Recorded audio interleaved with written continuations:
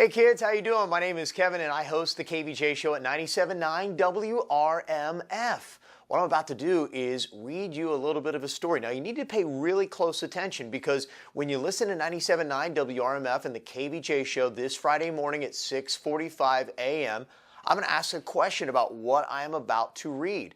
Now if you can be the first person through to call and answer the question, you're going to win a pizza and donut party for your class and get your entire school a point for the KVJ Reading Challenge. So listen up closely as I read a little bit from The Valentine That Ate My Teacher by Dean Marney.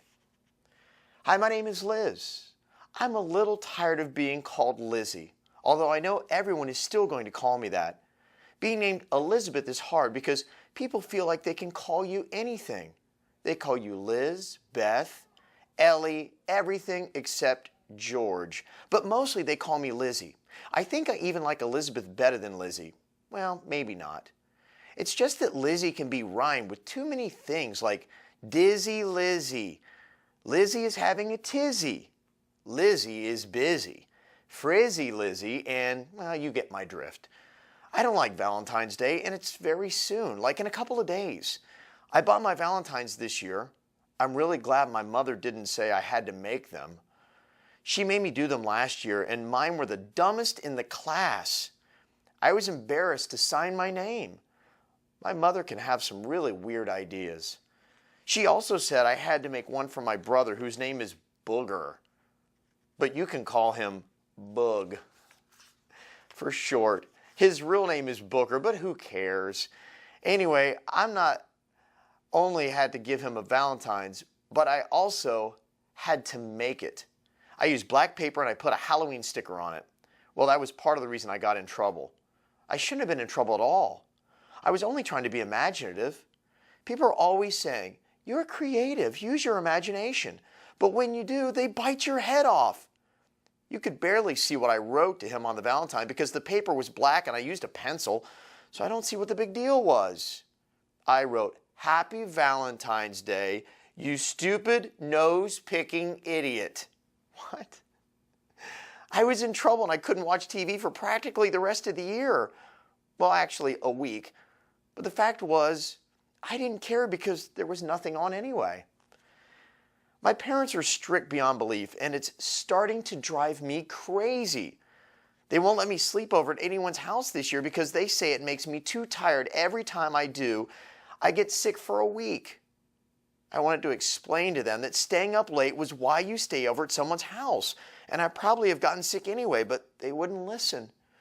They always have to be right. It's our job to ensure your health and safety, says my mom. I think it's their job to ensure that I don't have any fun.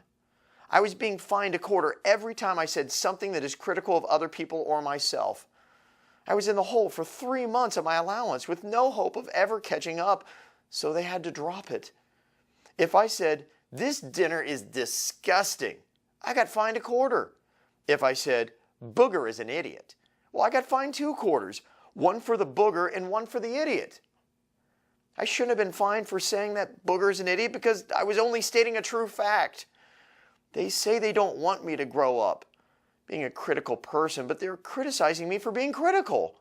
I'm not critical, I just tell the truth. Besides, I don't want to grow up to be a liar. Is it my fault that certain people do some obnoxious, stupid things? For a perfect example, there's Sybil.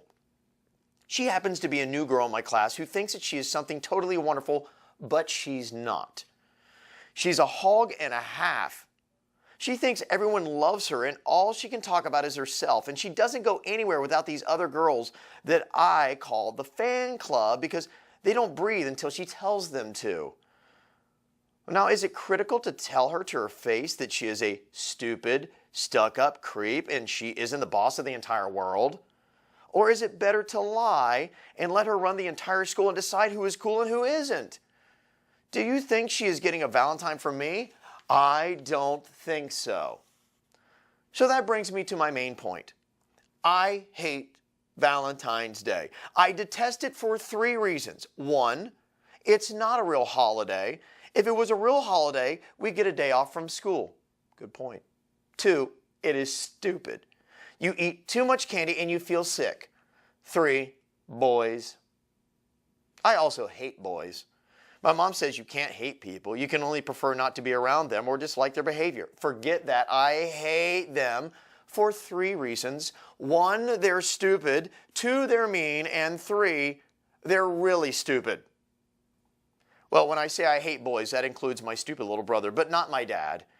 He can be mean and stupid, but he tries not to be.